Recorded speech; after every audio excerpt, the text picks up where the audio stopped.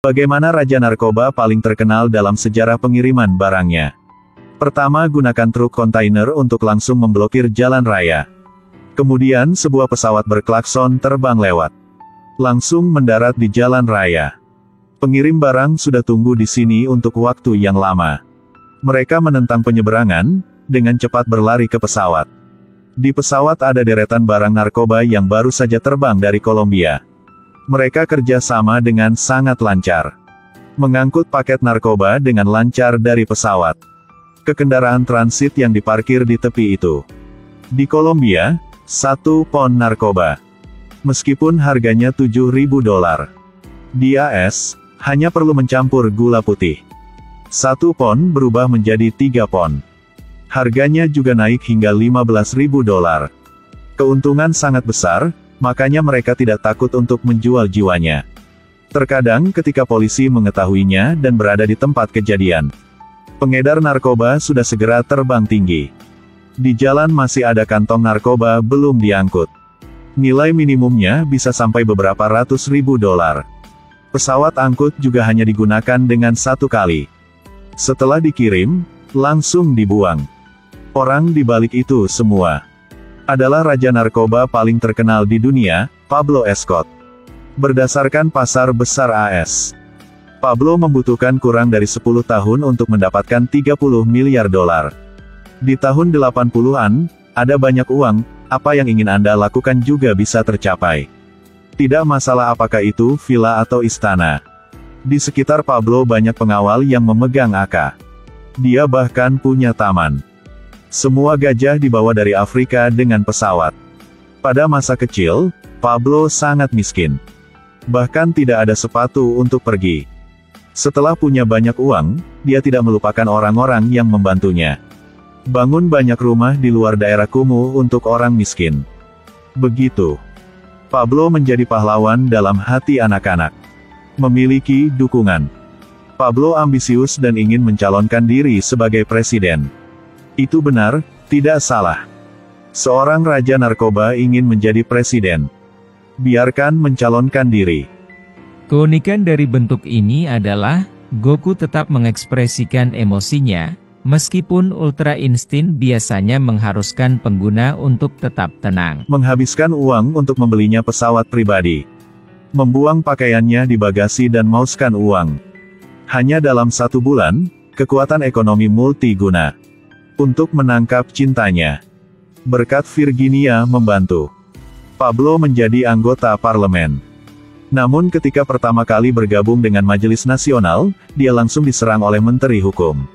Menteri mengungkapkan identitas Pablo di depan semua orang. Menempatkan penguasa narkoba di Majelis Nasional adalah memalukan bagi rakyat. Secara langsung mengakhiri karir politik Pablo. Hal itu membuat Pablo sangat marah. Harus tahu itu. Pejabat yang duduk di sini, lebih dari setengahnya pernah menerima uangnya. Menghadapi dengan penghinaan seperti itu, Pablo tentu saja tidak menyerah. Dia mulai diam-diam melatih pembunuh muda. Semua anak yang memantul dipilih dari daerah kumuh. Jadi umumnya tidak takut mati. Demi bagi mereka, kemiskinan adalah ujian yang paling menakutkan. Seolah-olah seseorang mati saat bertugas. Keluarga mereka akan menerima uang sewa 20.000. Itu uang yang tidak bisa mereka hasilkan seumur hidup. Sekelompok 2 pembunuh yang mengendarai motor. Di tangan pegang pistol. Tujuan pertama untuk membunuh. Itu adalah Menteri Hukum yang belum lama ini menghina Pablo. Seorang Menteri Hukum tapi dibunuh orang. Pemerintah Kolombia membuat keputusan cepat untuk menghancurkan organisasi Pablo. Pablo tidak memungut begitu banyak setelah mendengar berita itu. Bersumpah dia akan terus menghadapi pemerintah untuk melihat siapa yang lebih kuat. Di daerah kumuh Kolombia, semua orang mendapat senjata secara gratis. Senjata ringan, pistol, semua ada lengkap. Mereka sangat senang memanggil nama bosnya. Pemilik di hati mereka. Tidak ada orang lain selain Pablo terkenal. Seberapa gila dia? Karena dia ingin berbicara dengan polisi. Dia terus menggantung hadiahnya. Bunuh saja polisi yang lewat. Akan dihargai dengan $2.000. Bunuh seorang komandan polisi.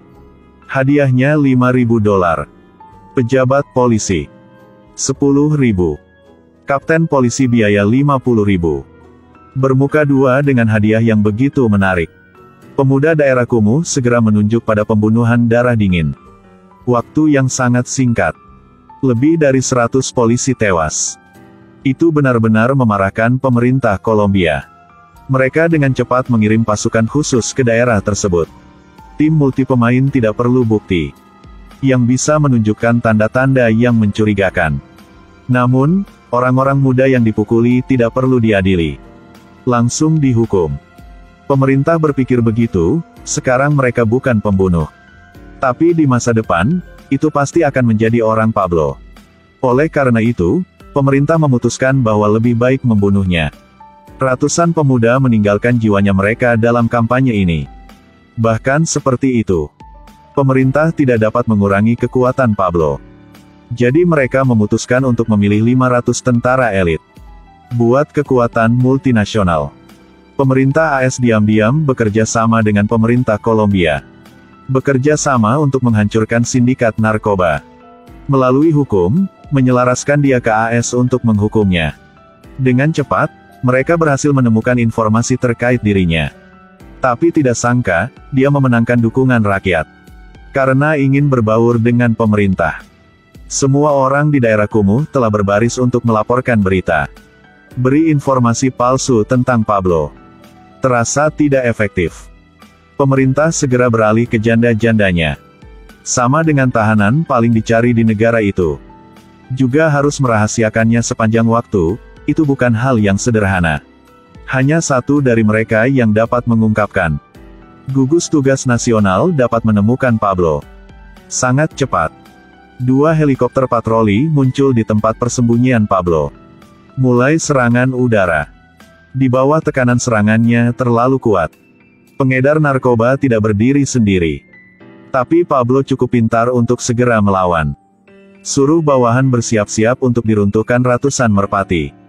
Karena khawatir, merpati akan terbang menuju langit. Di bawah pengepungan mereka, helikopter tidak dapat menahan tetapi jatuh ke bawah. Dan Pablo tidak memiliki kain di tubuhnya. Gila berlari ke pangkal rahasia di hutan. Seorang sangat terkenal berada di bawah tekanan besar seperti itu. Menyebabkan Pablo sangat marah dan meluncurkan serangan balik. Dia mengatur setiap kota satu kejahatan besar di Kolombia. Di bawah tekanan media internasional. Pemerintah Kolombia mau tidak mau harus berdamai dengan Pablo. Berusaha berbicara dengan dia. Menghadapi kehendak ilahi. Pablo juga memutuskan untuk bertemu. Tapi dengan 3 syarat.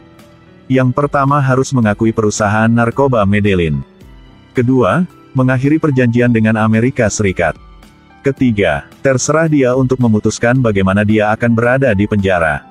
Pernahkah Anda melihat seseorang yang telah menjalani hukumannya? Tidak memiliki borgol atau rantai. Rombongan semuanya pejabat pemerintah. Penjara juga mewah. Kampus ribuan meter persegi. Tapi hanya untuk dia sendiri. Para penjaga yang semuanya adalah bawahannya. Setiap minggu, dia meminta pertemanan kepada bintang sepak bola. Mereka juga menyewa reporter untuk menghidupkan pertandingan. Baru setelah Pablo merasa lelah, pertandingan berakhir. Setelah itu, ada orang yang baru saja menyelesaikan Victoria's Secret. Datang untuk merawatnya. Setiap akhir minggu keluarganya akan berkumpul bersama. Di penjara dapat mengatur pertemuan teman-teman untuk pesta. Pemerintah secara nominal menyatakan dia telah masuk penjara. Tapi nyatanya, Pablo baru saja berlibur. Di tempat ini, dia masih menjalankan bisnis narkobanya. Lawannya ingin mengambil keuntungan dari area narkoba. Pablo segera mengirim orang untuk mengundang mereka. Lalu menggunakan gergaji untuk membunuh mereka. Namun, pembunuhan ini bocor ke media. Di bawah tekanan media, pemerintah harus ada solusi dengan Pablo. Kirim gugus khusus ke penjara. Coba tangkap Pablo lalu kirim dia ke penjara militer. Tapi sebelum gugus itu tiba, Pablo mendengar berita itu dan terbang menjauh dari penjara. Tapi situasi saat itu, Jelas Pablo bukan seorang raja narkoba yang bisa memanggil awan dan angin seperti sebelumnya. Bahkan teman lamanya mau bekerja sama dengan pemerintah. Berharap dapat kesabaran hukum. Gugus tugas nasional, tentara, pemerintah semua berubah menjadi musuhnya. Bersama-sama, mereka membentuk kekuatan untuk menghancurkannya. Kerabat tak percaya Pablo. Bahkan tim pembunuh yang terlatih juga dibunuh. Di sebelah mayatnya juga ada kata-kata akhir dari mereka yang berani berkolaborasi dengan Pablo Escobar. Kekuatannya hilang. Raja obat bius Kolombia pernah satu tangan menutupi seluruh langit. Sekarang harus bersembunyi. Bahkan istri dan putrinya tersapu dari Republik Federal Jerman ke Kolombia. Sangat jelas, keluarganya telah menjadi sandera. Meskipun tahu panggilan itu akan didengar, tapi demi keselamatan keluarga, Pablo masih mengabaikan nasihat bawahannya untuk menerima panggilan.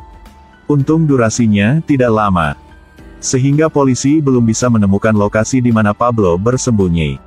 Tapi hanya beberapa hari kemudian, pada hari ulang tahun anaknya, Pablo mendapat telepon dari seseorang dalam keluarga. Tapi kali ini, polisi akhirnya telah menemukan lokasinya. Gugus khusus dengan cepat datang.